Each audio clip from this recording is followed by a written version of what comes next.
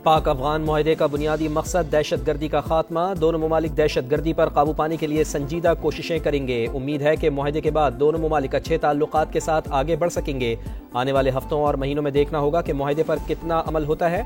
वज़ीर दफ़ा ख्वाजा आसिफ का अल जज़ीरा को इंटरव्यू। कहा, दहशत गर्दी बरसों से पाकिस्तान और अफगानिस्तान के सरहदी इलाकों को मुतासर कर रही है। बराह रास्त झड़प की वजह भी यही थी। अफगान वज़ीर दिफा ने तस्लीम किया कि दहशत गर्दी ही हमारे ताल्लुकात में तनाव की असल वजह है।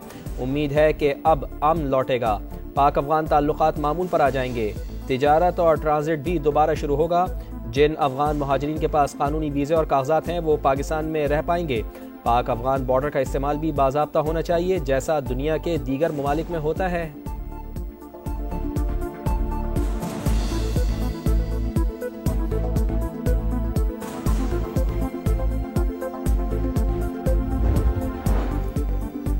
पाकिस्तान और अफगानिस्तान में जंग बंदी, सऊदी अरब का खैर मकदम। दोनों मुल्कों ने मुस्तकिल अमन और पायदार इस्तेहकाम का रास्ता इख्तियार किया। इक़दाम सरहद पर कशीदगी ख़त्म करने का बाइस बनेगा। सऊदी वज़ारत ख़ारजा का बयान। कतर और तुर्की के तामीरी किरदार की तारीफ।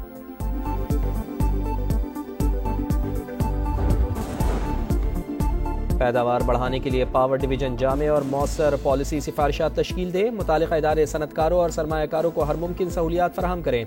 वज़ीर आज़म मियाँ शहबाज शरीफ की हिदायत। सनत और ज़राअत के लिए इस्लाहाती पैकेज पर जायज़ा इजलास से खिताब में कहा, बिजली की पैदावार की ज़्यादा से ज़्यादा मुस्बत इस्तेमाल को यकीनी बनाने के लिए पॉलिसी पर काम किया जाए। इजलास में वज़ीर आज़म को पावर डिवीजन की तरफ से पॉलिसी सिफारिशात पर जारी काम और दीगर इस्लाहाती एजेंडे पर ब्रीफिंग।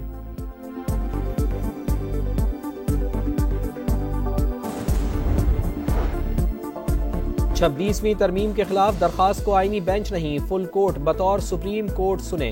तरमीम के बाद वाले जजेस के लिए बैठना मफादात का टकराव है, फिर भी आप 24 जजेस वाली फुल कोर्ट ही बना दें। जिसने उठना हो उठ जाए, मगर इस दौरान मजीद कोर्ट पिकिंग ना हो। दरखास्त गुजार अकरम शेख के दलाइल।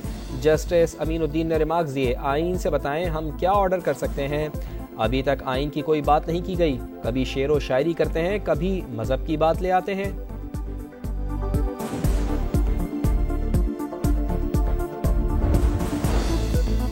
इस्लामाबाद हाई कोर्ट की national cyber crime investigation agency के डेप्यूटी डायरेक्टर की बाजियाबी के लिए पुलिस को 3 दिन की मोहलत। बाजियाब ना कराने पर आईजी और डीजी एनसीसीआईए ज़ाती हैसियत में तलब।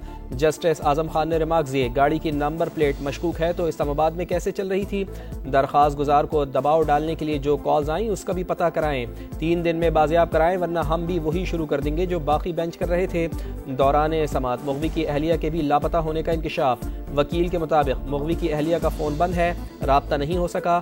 फ़ोन पर बताया था पटिशन वापस लेने के लिए दबाव है।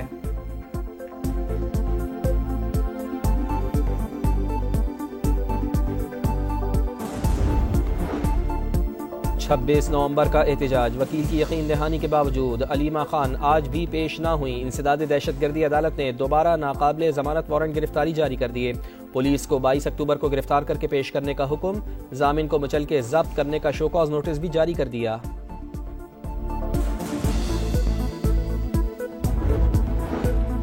इटली के करीब तारिकीन वतन की 2 कश्तियां डूब गईं। 3 अफराद हलाक। एक कश्ती में पाकिस्तानी, एरिटेरिया और सोमालिया के 85 बाशिंदे सवार थे। 14 को रेस्क्यू कर लिया गया, बाकी की तलाश जारी। दूसरी कश्ती में 35 अफराद मौजूद थे, 24 ताहाल लापता।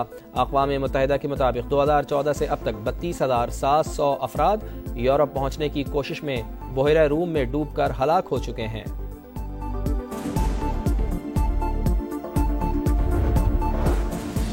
गजा जंगबंदी मुआहदे की संगीन खिलाफ वर्जी। सेहूनी फौज की वस्ती गजा, जबालिया और रफा पर बमबारी। 24 घंटे में 42 फ़लस्तीनी शहीद। इसराइल ने अब तक 80 बार जंगबंदी की खिलाफ वर्जी की, 97 फ़लस्तीनियों को शहीद किया। ट्रंप इंतज़ामिया की कोशिशों से जंगबंदी मुआहदा बहाल। इमदादी ट्रक भी फिर से गजा में दाखिल होंगे। अमरीकी नायब सदर जंगबंदी पर अमल दरामद यकीनी बनाने के लिए सरगर्म। स्टीव विटकॉफ और जैरेड कॉशनर के हमरा कल इसराइल पहुंचेंगे। गजा की सिक्योरिटी का मसला हल होने तक हमास को गैर मुसल्ला नहीं कर सकते। जेडी वैंस की मीडिया से गुफ्तगू।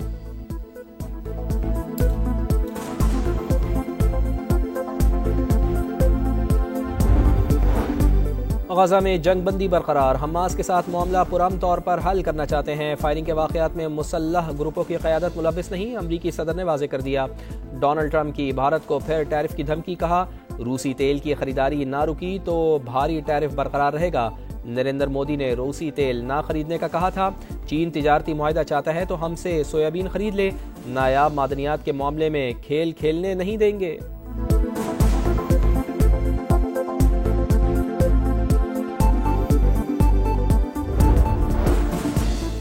आइंदा सीजन के लिए फीमन गंदम की सरकारी कीमत 3,500 रुपए मुकर्रर। वफाकी हुकूमत ने नई गंदम पॉलिसी की मंजूरी दे दी। किसानों का तहफ़्फ़ुज़ यकीनी बनाने के लिए वाफिर मिक़दार में गंदम खरीदने का फैसला। बैनुल सूबाई नक़्लो हरकत पर कोई पाबंदी नहीं होगी। वज़ीर आज़म की ज़ेरे सदारत इजलास में फैसले। शहबाज शरीफ का कहना है कि काश्तकारों की फलाह और बेहतरी के लिए कोशिशें जारी रखेंगे।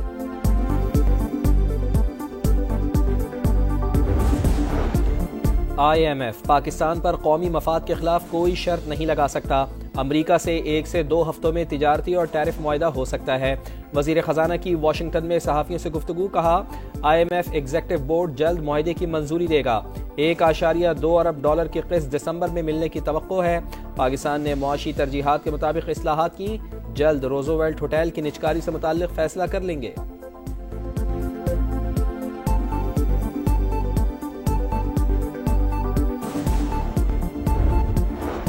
पाकिस्तान स्टॉक मार्केट में कारोबारी हफ्ते के पहले रोज ही तेजी का रुझान। ट्रेडिंग के दौरान 100 इंडेक्स में 1500 से ज्यादा पॉइंट्स का इजाफा।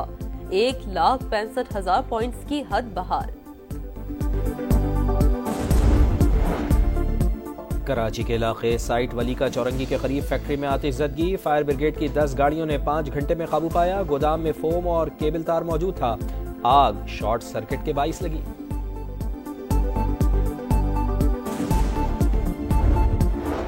वज़ीर आला खैबर पख्तूनख्वा सुहेल अफरीदी की बानी से मुलाकात की दरख्वास्त पर ऑफिस से एतराज़ात दूर। इस्लामाबाद हाई कोर्ट ने सेक्रेटरी दाखिला, IG और सुपरिटेंडेंट जेल को 23 अक्टूबर के लिए नोटिस जारी कर दिया।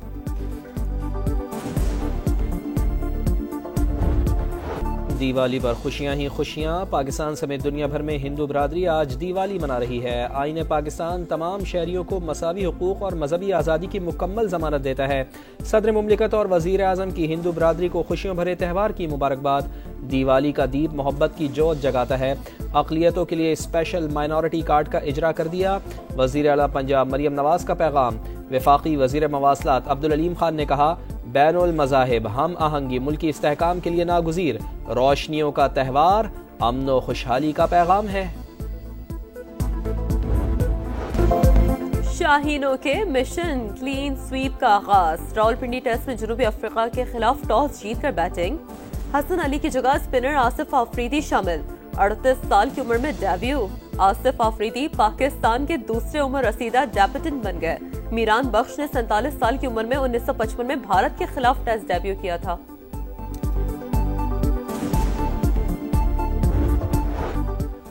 पाकिस्तान के अशब इरफान ने वैंकूवर ओपन मेंस स्क्वाश का टाइटल जीत लिया। फाइनल में इंग्लैंड के सैम टोड को एक तरफा मुकाबले में 3-0 से शिकस्त।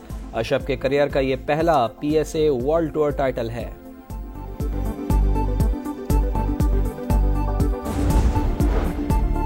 वुमेन्स क्रिकेट वर्ल्ड कप में भारत को होम ग्राउंड पर मुसलसल तीसरी शिकस्त। इंग्लैंड ने 4 रन से हराकर सेमीफाइनल में जगह बना ली। 288 रन के जवाब में भारतीय टीम 284 रन बना सकी। इवेंट में आज बांग्लादेश और श्रीलंका की विमेंस का मैच होगा।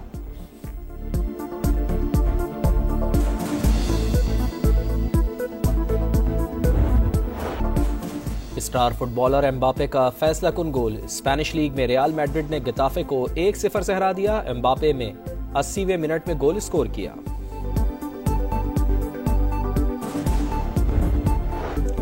रफ्तार के इम्तिहान में फिनलैंड के रवन पैरा कामयाब। सेंट्रल यूरोपियन मोटर रैली जीत ली।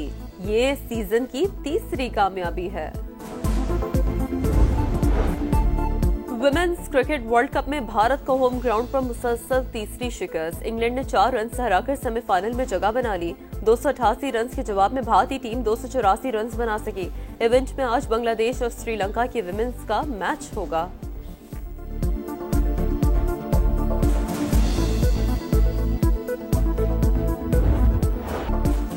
स्टार फुटबॉलर एम्बापे का फैसला कुन गोल। स्पेनिश लीग में रियल मैड्रिड ने गेताफे को 1-0 से हरा दिया। एम्बापे में 80वें मिनट में गोल स्कोर किया।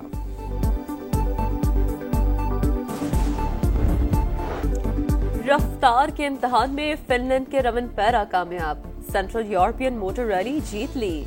ये सीजन की तीसरी कामयाबी है।